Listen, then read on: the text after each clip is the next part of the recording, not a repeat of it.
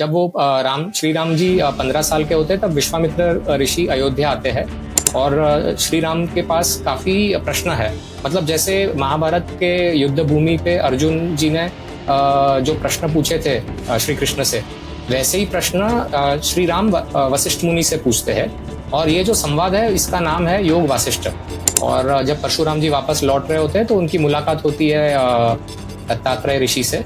और वहां पे तब दत्तात्रेय ऋषि परशुराम जी को तंत्र का ज्ञान देते हैं।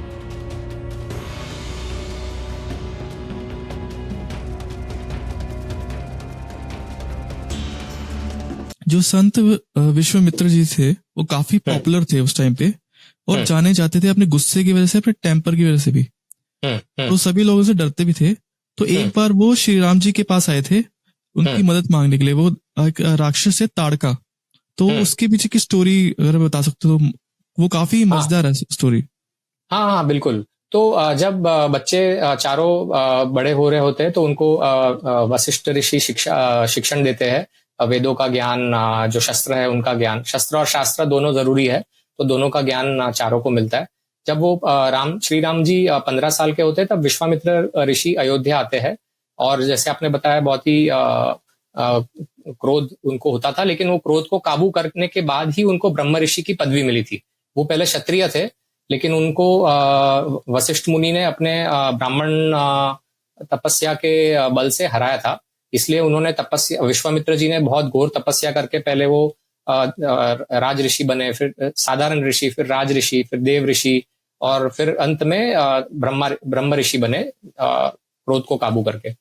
तो वो अयोध्या में आते हैं और बोलते हैं दशरथ जी को, मतलब जब आते हैं सामने तो दशरथ जी उनको नमन करके बोलते हैं कि ऋषि जी आप जो आज्ञा करेंगे मैं आपका सेवक हूँ, करने को तैयार हूँ। तो विश्वामित्र जी बोलते हैं कि मुझे जो हम यज्ञ करते हैं जंगल में, तो वहां पे राक्षस आके बाधा पहुंचाते हैं। वो यज्ञ कुंड में गंदी चीजों को फेंकते हैं, मांस है और अन्य गंदी चीजों, मलमूत्र है। तो श्री राम को भेजिए तो मैं उन राक्षसों का अंत करने चाहता हूँ। तो दशरथ जी हैरान हो जाते हैं, बोलते हैं तो 15 साल का बालक है और राक्षस को मारना मेरे लिए भी थोड़ा मुश्किल है। तो जब वो थोड़ा हिचकिचाते हैं तो क्रोध आना शुरू हो जाता है विश्वामित्र जी को। तो वशिष्ठ मुनि आके उनको बोलते हैं कि जो हम सबने सुना है, प्राण जाए पर वचन न जाए, तो सूर्यवंशी परंपरा है। तो इस कारण दशरथ जी फिर मान जाते हैं और श्री राम को वहां पे सभा में बुलाते हैं। और श्री राम के पास काफी प्रश्न है। मतलब जैसे महाभारत के युद्ध भूमि पे अर्जुन जी ने जो प्रश्न पूछे थे श्री कृष्ण से, वैसे ही प्रश्न श्री राम वशिष्ठ मुनि से पूछते हैं।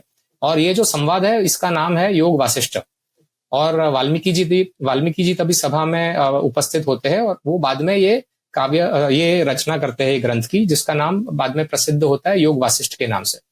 तो वो ज्ञान, जो आध्यात्मिक ज्ञान लेके श्री राम और लक्ष्मण विश्वामित्र जी के साथ जंगल की ओर चलते हैं।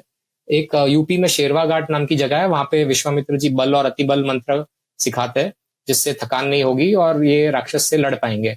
आगे चलते हैं तो वहां पे ताड़कासुर, जैसे आपने बताया, वो नहीं, उसके पहले एक मंदिर के पास पहुंचते हैं। तो श्री राम पूछने पे विश्वामित्र जी बताते हैं यही स्थान पे शिव जी ने कामदेव को भस्म किया था, कि जब वो पार्वती जी उनको प्रसन्न करने सामने आती है तो कामदेव देवों की मदद के लिए वहां पहुंचते हैं। और वही स्थान जो बलिया के पास, उत्तर प्रदेश में बलिया नाम का जो स्थान है, वहां से कुछ दूर कामेश्वर धाम है, वहां पे ये घटना घटी थी। और पार्वती जी इसलिए जा रही थी वहां पे क्योंकि देवों उस बहुत पहले की समय की बात है, तो थोड़ा डाइवर्ट हो जाता है। तो 3 असुर थे, सूरपद्मन, तारक और सिंहमुख।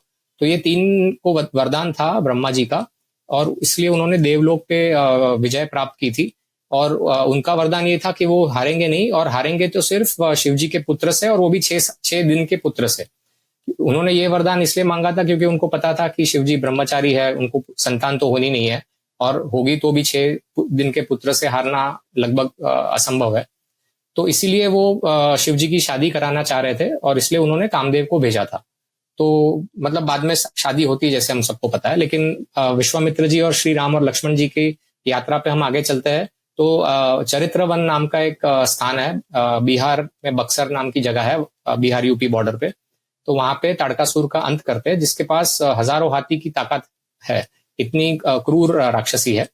तो उसका अंत करते हैं और फिर वहां पे कुछ दूर वही कुछ बाजू में वहां पे वामन आश्रम है, सिद्ध आश्रम भी कहते हैं, जहाँ पे वामन अवतार जी का जन्म हुआ था। वहां पे वो रुकते हैं। वो यहाँ पे सब ऋषि मुनि कहते हैं कि अन्य भी राक्षस बाकी है, जैसे कि ताड़कासुर के दो बेटे सुबाहु और मारीच, ये प्रमुख खूंखार राक्षस है। तो इस शाम के ढलने के बाद अगले दिन संध्या वंदना करने के बाद विश्वामित्र जी अस्त्रों की जो अस्त्र का ज्ञान है, शस्त्र का ज्ञान है, वो दोनों भाइयों को देते हैं। मतलब पूरे जितने भी अस्त्र है, ब्रह्मास्त्र तक सब अस्त्रों का ज्ञान देते हैं। और उस अस्त्रों का ज्ञान से लड़ाई शुरू होती है।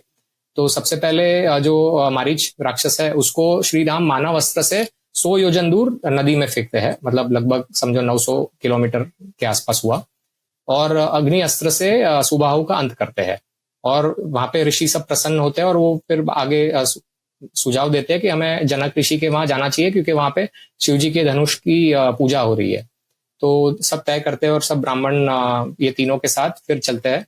तो एज पर लोकल फोकलोर वो सोन नदी के तट पे पारेव नाम के एक जगह पर रुकते हैं।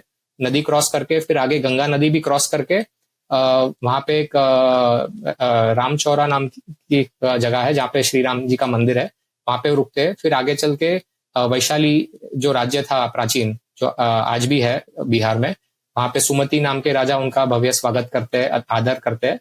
और फिर कुछ समय के बाद वो आगे चलते हैं, मिथिला नगरी पहुंचते हैं।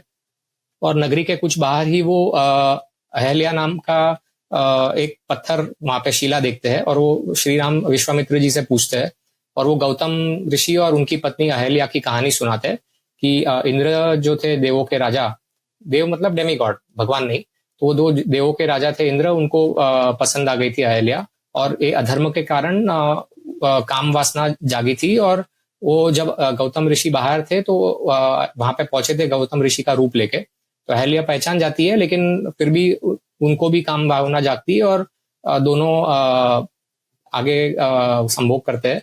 और अहल्या बोलती है जल्दी चले जाओ गौतम जी आने के पहले। जैसे ही इंद्र बाहर आते हैं तो गौतम जी वहां पे देख लेते हैं और अपने यौगिक तपस्या की शक्ति से पहचान जाते हैं कि क्या हुआ है, और श्राप देते हैं कि जो स्त्री की योनि है उसके 1000 चिन्ह तेरे शरीर पे होंगे। और बाद में इंद्र बहुत तपस्या करते हैं, बहुत माफी मांगते हैं, तो वो मतलब आंखों के चिन्ह हो जाते हैं बाद में शरीर पे। और अहल्या को श्राप देते हैं कि तू पत्थर हो जाएगी। और यही स्थान है वो जो दरभंगा आज का जो बिहार है, वहां पे अहिल्या उद्धार स्थान है। और उसी समय गौतम ऋषि फिर थोड़ा दूर गौतम कुंड है, जहाँ पे तपस्या करते हैं अपनी पत्नी से पुनर्मिलाप के लिए। तो जब ये सुनने के बाद श्री राम पैर से छूते हैं वो पत्थर को, तो वो जीवित हो जाती है। तो चलती है, मतलब सुना है सब लोगों ने, लेकिन ये ज्योग्राफी जब हम इसके साथ जोड़ देते हैं तो माइथोलॉजी निकल के वो इतिहास में बदल जाता है, जो हकीकत में इतिहास है। और फिर आगे जनक जी का यज्ञ है, वहां पहुंचते हैं। और फिर वहां पे हम सबने कहानी तो सुनी है कि वो शिव जी का धनुष उठाते और सीता जी का हाथ जीत लेते। लेकिन जब वो शिव जी का धनुष उठाते हैं तो एक हिस्सा उसका धनुष धाम करके एक नेपाल में जगह है, जो जनकपुर, जहाँ पे ये घटना हुई थी, रंगभूमि जनकपुर, वहां से 23 किलोमीटर दूर एक धनुष का भाग गिरता है। और फिर सीता जी का हाथ जीतने के बाद श्री राम कहते हैं कि मुझे अपने परिवारजनों की जो बुजुर्ग है उनकी आज्ञा के बाद ही विवाह करना है। तो 4 दिन के बाद दशरथ जी वहां पे पहुंचते हैं और पूछते हैं कि मतलब एक आश्चर्य की बात है ना कि छोटी सी लड़की उनको जमीन में मिली। तो वहां पे शतानंद ऋषि बोलते हैं कि मैं ये कहानी बताता हूँ। शतानंद ऋषि यानी गौतम ऋषि और अहल्या जी की संतान के पुत्र, और वो जनक जी के कुलगुरु भी है। तो वो बताते हैं कि आनंद रामायण में आता है ये किस्सा कि एक पद्माक्ष नाम के राजा थे। उनकी जो प्रजा थी वो बहुत सुखी संपन्न थी। तो उनको भी इच्छा होती है कि मुझे भी लक्ष्मी चाहिए। तो वो लक्ष्मी जी और विष्णु जी की पूजा करते हैं। और कुछ समय के बाद दोनों प्रकट होके उनको फल में एक फल देते हैं वरदान के रूप में। और थोड़े समय के बाद वो फल खोलते हैं तो उसमें से एक छोटी कन्या आती है। और वो जब बड़ी होती है तब पद्माक्ष जी उसका एक स्वयंवर रखते हैं। तो स्वयंवर कठिन होता है क्योंकि लक्ष्मी जी का स्वरूप है, तो कोई नहीं जीत पाता है। असुर भी आते हैं, राक्षस भी आते हैं। और राजा भी आता है लेकिन कोई नहीं जीत पाता है। तो एक युद्ध होता है जिसमें क्योंकि असुर और राक्षस को चाहिए कि वो इस कन्या का हाथ ले सके, तो युद्ध में पद्माक्ष मारे जाते हैं और ये सब देख के वो कन्या अग्नि में प्रवेश ले लेती है। मतलब जो हम कुछ समय पहले जो हम सुनते थे कि समझो राजस्थान की जो कन्याएं थी वो जौहर करती थी, तो वैसे ही राक्षसों से बचने के लिए वो कन्या ने अग्नि में प्रवेश कर लिया और वो बाहर आती है तब वो रावण को देख लेती है तो वापस अग्नि में प्रवेश करती है कि ये राक्षस बहुत ही काम से प्रेरित राक्षस है। और रावण बहुत पानी डालता है उसमें अग्नि में और अग्नि शांत होने के बाद उसको 5 मोती मिलते हैं। तो वो 5 मोती एक बक्से में डाल के लंका लेके जाता है और फिर वहां पे उसकी पत्नी कुछ समय के बाद वो बक्सा उसके साथ खोलती है, तो मंदोदरी तो बक्सा खोलती है तो उसमें एक छोटी सी कन्या मिलती है और जब कहानी सुनती है रावण से तो तुरंत बोलती है कि ये लक्ष्मी जी जो है वो चंचल है, हम सब जानते हैं, लेकिन उसका कारण उन्होंने मंदोदरी जी ने बहुत अच्छे से समझाया है कि जो व्यक्ति चंचल, जो व्यक्ति जितेंद्रिय नहीं है, मतलब जिसको अपने इंद्रियों पे काबू नहीं है, अपने सेंसेस पे काबू नहीं है, वहां पे लक्ष्मी चंचल रहती है और कुल का नाश भी हो सकता है अगर जितेंद्रिय व्यक्ति के हाथ में लक्ष्मी नहीं है, आती है तो वो इसके लिए वो बोलती है कि आप इसको बाहर छोड़ के आइए लंका से, और छोड़ के ही नहीं उसको जमीन में दफना देना। तो इसके लिए राक्षस जो होते हैं वो इस कन्या को सीतामढ़ी नाम का एक गांव है दरभंगा के पास, वहां पे उसको रख देते हैं और वहां पे जनक जी को मिलती है। तो ये कहानी है। और फिर विवाह होता है और फिर चारों भाइयों का चारों बहनों से विवाह होता है और फिर वो वापस लौटते हैं और लौटने के समय वो परशुराम जी वहां पे आ जाते हैं। उनका जो मूल निवास है आज भी महेंद्र पर्वत है, जो गजापति डिस्ट्रिक्ट में ओडिशा के गजापति डिस्ट्रिक्ट का महेंद्रगिरी है। तो वहां से वो तब तक आ जाते हैं और ये उनका दोनों विष्णु अवतार का की भेंट होती है। वो बोलते हैं कि मैंने जब शिव का धनुष उठाया था तो गर्जना सुनी थी और मुझे विश्वास नहीं हो रहा है, इसलिए मैं विष्णु जी का धनुष लाया हूँ जो सिर्फ मैं उठा सकता हूँ, तो मुझे उठा के दिखाइए ये धनुष। तो श्री राम उठाते भी है और एक बाण भी छोड़ते हैं आकाश में, तो परशुराम जी संतुष्ट हो जाते हैं कि ये विष्णु अवतार है और फिर वो बाण का विसर्जन करते हैं वरुण देवता मतलब नदी में। और ये स्थान आज भी उत्तर प्रदेश में है, 2 हरी घाट के नाम से प्रसिद्ध है। और जब परशुराम जी वापस लौट रहे होते हैं तो उनकी मुलाकात होती है दत्तात्रेय ऋषि से और वहां पे तब दत्तात्रेय ऋषि परशुराम जी को तंत्र का ज्ञान देते हैं, जो ग्रंथ आज हम त्रिपुरा रहस्य से जिसका नाम आज प्रख्यात है। और तंत्र की बहुत ही ब्यूटीफुल, बहुत ही खूबसूरत, बहुत ही अद्भुत साधना का ज्ञान देते हैं, जो सात्विक ज्ञान है, जिससे जो साधक है जो मोक्ष की राह पे चल रहा है उसके लिए बहुत ही अच्छा ग्रंथ है।